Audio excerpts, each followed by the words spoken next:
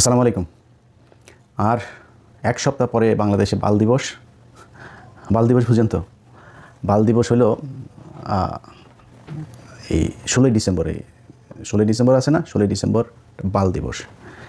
এটার এদিক ওদিক যেটা বলবে, আমার বউয়ের জুতা নিয়ে আসছে আজকে, তাই না? এটা দিয়ে হাগু লাগায়, এটা দিয়ে মুখের মধ্যে মারা হবে।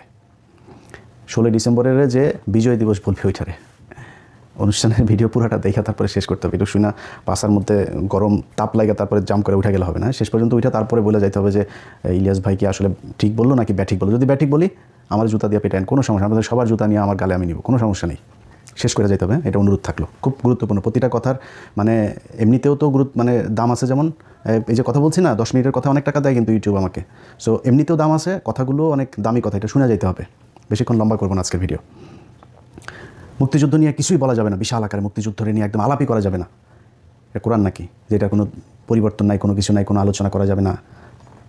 মুক্তিযুদ্ধের সময় এখন পর্যন্ত যারা মুক্তিযোদ্ধা আছে, আমাদেরকে যারা মুক্তিযোদ্ধা বলে, যারা যুদ্ধ করে দেশ স্বাধীন করেছে, এই মুক্তিযুদ্ধ মন্ত্রী ছিল এই যে মুজাম্মেল, নিকোলের বয়ফ্রেন্ড। 5 তারিখের আগের দিন পর্যন্ত নিকোলের মতো এরকম অনেক নারীদের খেয়ে গিয়েছে। তার মানে শরীরে শক্তি টক্তি ভালোই আছে। তো এরকম মুক্তিযোদ্ধা সারা দেশে আছে না? 20,000 টাকা করে ভাতা নিচ্ছে। এদেরকে ডাক দিয়ে আপনি জিজ্ঞেস করতে পারতেন না যে ভাই আসলে কতজন মুক্তিযোদ্ধা ছিল, কে কে রাজাকার ছিল, কার কার মারে পাকিস্তানিরা নিয়ে লাগাইলো? এগুলো করা যাইতো তো, খোঁজ নেওয়া যাইতো না? করেন নাই। কারণ কি? এটা বিশাল একটা গ্যাপ এই জায়গায় আছে। এই ভ্যাকিউম কেউ পূরণ করিতে চায় না। কারণ কি? এইটা করলেই এই যে ব্যবসা, এই ব্যবসা সব শেষ। এই ব্যবসা তো কেউ বন্ধ করতে হবে না। এই যে এখন দেখেন না, আওয়ামী লীগ চলে গিয়েছে, এখন বিএনপি এসে তারপরে সেই ব্যবসা আবার শুরু করেছে। সব শেষ। তারেক রহমানের একটা বক্তব্য শুনলাম। তারেক রহমান ভাই, আপনি সবশেষ যে বক্তব্য দিয়েছেন, আপনার বক্তব্য কিন্তু আমরা এই 71-এর মুক্তিযুদ্ধ নিয়ে গত 6 বছরে 7 বছরে আপনার অনেক বক্তব্য আমরা শুনেছি। আপনি কিন্তু একদম মানে পড়াশোনা যে প্রচুর করেছেন ইতিহাস নিয়ে, সেটা বোঝা গেছে। আপনি বই ধরে ধরে তারপরে এই আলোচনাগুলো করতেন, সেই বক্তব্য শুনেছি। আজকের এই 2 দিন আগের যে বক্তব্য আপনি ইতিহাস নিয়ে দিয়েছেন, সেই ইতিহাসের বক্তব্য আর আপনি এতদিন যে বক্তব্য বলেছেন সেটা মিলছে না একসাথে। যদি আওয়ামী লীগের বয়ান যদি আপনি ইতিহাস মনে করেন, তাহলে আওয়ামী লীগের বয়ান অনুযায়ী আপনার আব্বা কিন্তু একজন রাজাকার। এটা কিন্তু মাথায় রেখে তারপরে ইতিহাস নিয়ে আলোচনা করতে হবে খুব সাবধানে।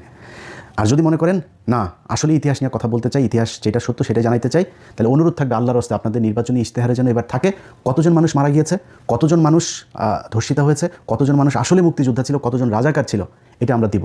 এটা জরিপ করবো। আর বেশি দিন সময় নাই কিন্তু। জেনুইন অরিজিনাল মুক্তিযোদ্ধা, এই মুজাম্মেলদের মতো ভুয়া মুক্তিযোদ্ধা, অরিজিনাল মুক্তিযোদ্ধা তারা কিন্তু এখন সবার বয়সী 70-এর উপরে। আর 5 বছর পরে কিন্তু একটারও খুঁজে পাওয়া যাবে না। খুঁজে পাওয়া গেলেও তাদের বক্তব্য রেকর্ড করতে পারবেন না, কারণ সেই অবস্থা তাদের শারীরিক মানসিকভাবে থাকবে না। অতএব আপনাদের ইশতেহারে থাকতে হবে যে আমরা জানতে চাই, এই প্রজন্ম, আমি আমার চাইতে ছোট বয়সে যারা মুক্তিযুদ্ধ দেখি নাই, আমরা জানতে চাই আসলে কি ঘটেছিল 71-এর বাংলাদেশে। এটা জানার অধিকার আমাদের সবার আছে।